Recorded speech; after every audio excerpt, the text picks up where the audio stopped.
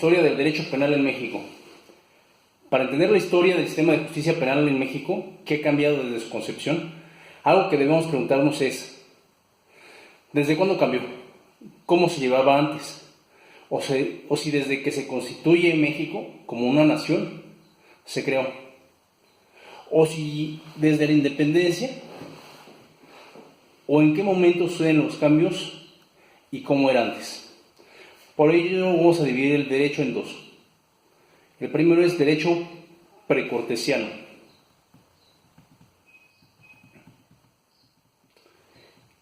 Que es aquella época de la historia que antecede a la llegada de los españoles, regida por la ley de la venganza, ya que estos pueblos tenían una organización social estatutaria, como los mayas, la tarasca y la azteca. Su legislación no fue escrita, se castigaba el adulterio, existía la esclavitud como pena, existía la lapidación, la tortura también, la pena de muerte, pero la procedencia de que tenía que agarrar al delincuente o en el acto infragante. Se aplicaban sanciones penales por deuda y las sanciones eran irrevocables.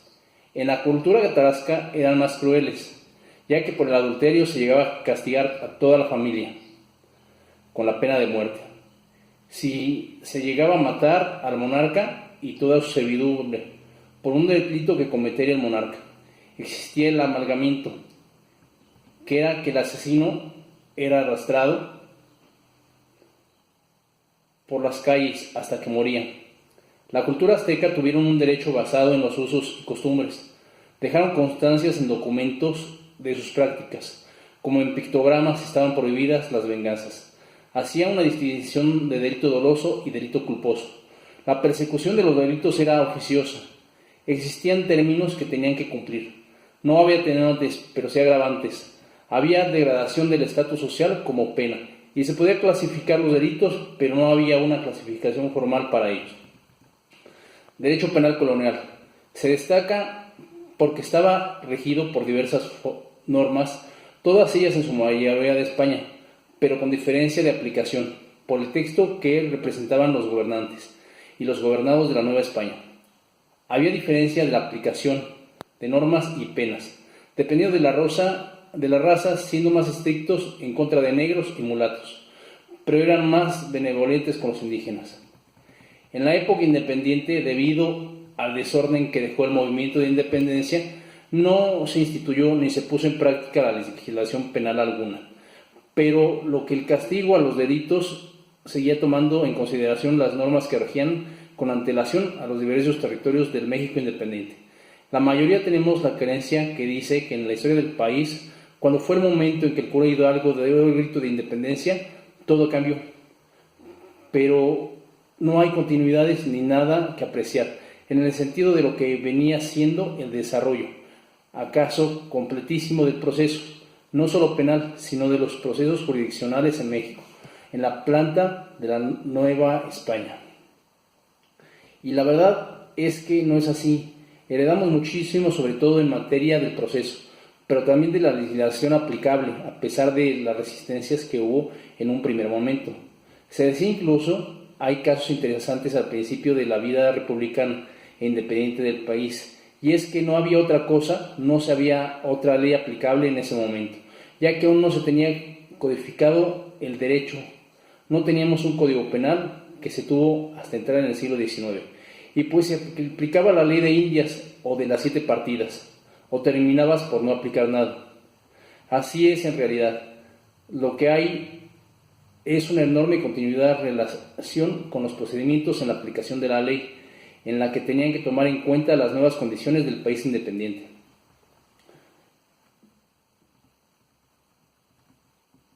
Que hay una gran continuidad hasta que los modelos procesales mismos, y mucho por la determinante que resultó el juicio de amparo que se extendió en todo México hasta el año 1847 con el Acta de Reformas y luego se consolidó en la Constitución del 57.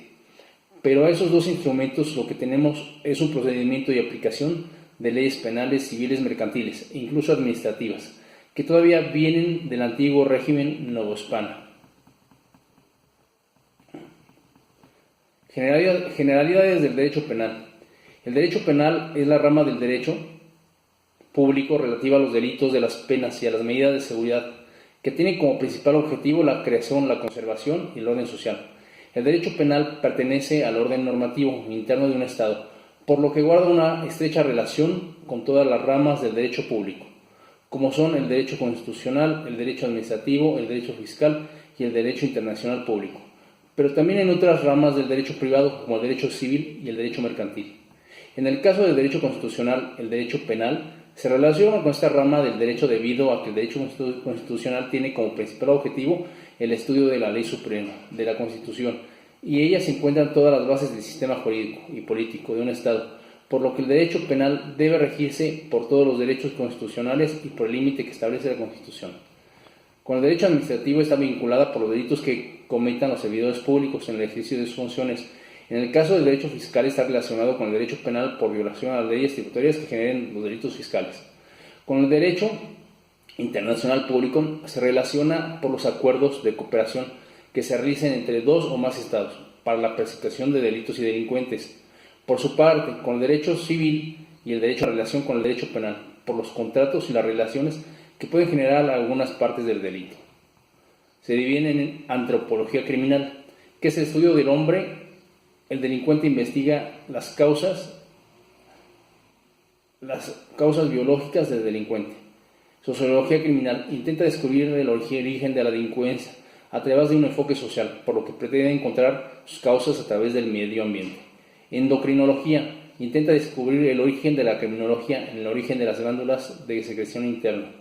Psicología criminal estudia al hombre delincuente en sus caracteres psíquicos. Medicina legal pone los conocimientos y técnicas médico-quirúrgicas. Criminalística investiga los delitos y descubre los delincuentes a través de los métodos científicos. El delito y la aplicación de la ley penal. El delito es una actividad que va en contra del orden público y que debe de ser sancionada y que debe de estar este acto en una ley para poderlo sancionar, ya que sin este requisito no puede subsistir la pena en contra de una acción no contemplada. La aplicación de la ley penal está sujeta a tres ámbitos de la validez. 1. Ámbito temporal, que es el lapso de tiempo en el que va a estar vigente una ley de carácter penal. 2. Ámbito espacial, que es el lugar y el territorio donde se va a aplicar y regir una ley, como los códigos estatales o el Código Federal. 3. Ámbito personal. Nadie puede estar exento de la ley salvo las excepciones constitucionales contenidas en el artículo 110 de nuestra Carta Magna. La teoría del delito es la parte del derecho penal que se encarga de estudiar qué es el delito en general, es decir, separa todas sus partes para realizar el estudio específico de cada uno de esos elementos. El delito proviene del verbo delinquere, que significa apartarse del buen camino. Desde el punto de vista legal, el delito es el acto u omisión del ser humano que vulnera o cambia la realidad del ser social, trayendo consigo consecuencias jurídicas como la aplicación de la pena, el pago de una multa y la reparación del daño. La doctrina penal se ha encargado de clasificar los delitos en base a los siguientes aspectos. 1. En función de su gravedad de las infracciones penales. 2. Según la forma de la conducta del agente. En esta clasificación los delitos en base a la voluntad de la persona que lo realiza pueden ser de acción u omisión. Los delitos de acción son aquellos que se realizan a través de un comportamiento. Positivos en ellos se viole una ley prohibitiva. Delitos de omisión son delitos aquellos que se dividen en delitos formales, delitos materiales. Delitos formales, aquellos que se realizan por la acción de una persona sin que se produzca un resultado como la aportación de un arma. Delitos materiales, aquellos para que sean considerados como delitos se requiere la producción de un resultado. Por el daño que causen, estos se dividen en delitos de lesión y delitos de peligro.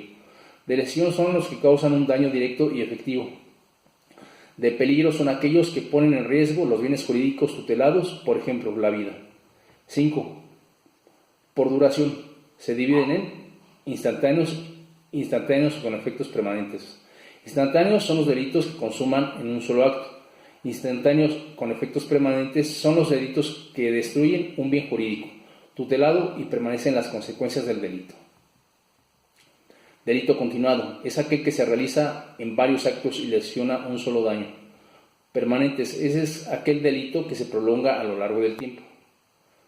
6. Por su culpabilidad se divide en delitos dolosos y culposos. Los dolosos son los que se realizan con intención y voluntad de la persona. Los culposos no hay una intención de la persona, pero existe culpa. 7. Delitos simples y complejos. Los simples son aquellos que la lesión jurídica es única, por ejemplo, el homicidio. Delitos complejos es la unificación de dos o más infracciones. Subsistentes y plurisubsistentes, aquellos que están formados por un solo acto o varios actos consecuentemente.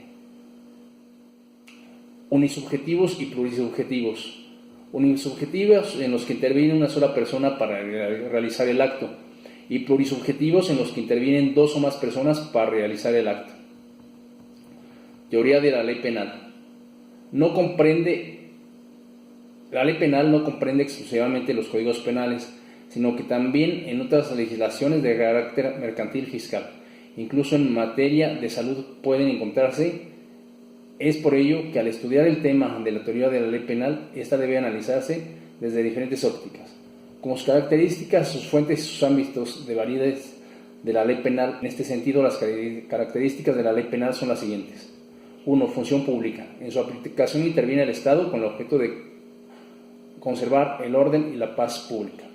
2. General y preventiva, porque se aplica a todas las personas que se encuentran en un territorio, además de que su publicación previene delitos.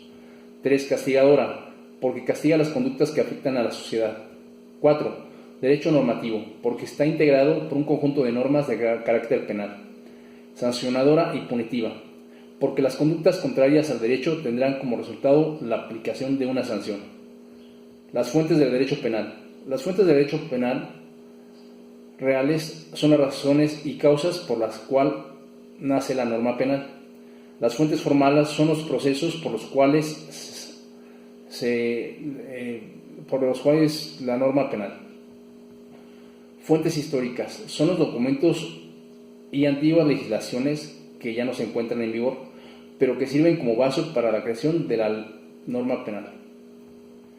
Ámbitos de la ley penal. 1. Ámbito espacial. Se refiere al territorio donde se creó la norma penal, en donde su aplicación será de carácter obligatorio. En este ámbito hay dos principios fundamentales: principio de territorialidad, principio de exterioridad. El primero es aplicable a un área geográfica determinada. El segundo es cuando la ley penal puede aplicarse fuera de la frontera de un estado. El ámbito temporal. La aplicación de la ley tiene una vigencia desde su aplicación y hasta que ésta sea abrogada, en el cual deja de ser válida. En este ámbito temporal existe un principio rector básico de la materia penal, que es la prohibición de la retroactividad. En principio de la persona, la retroactividad solo podrá ser en beneficio, es decir, si una antigua ley beneficia a una persona, esta podrá aplicarse a su favor, pero si la perjudica, no podría aplicarse. Ámbito personal. Depende de circunstancias personales. La aplicación de la ley, las excepciones en el ámbito personal son: A. Por fuero referente. B. Inmunidad internacional, referente al derecho internacional. Ámbito material. Corresponde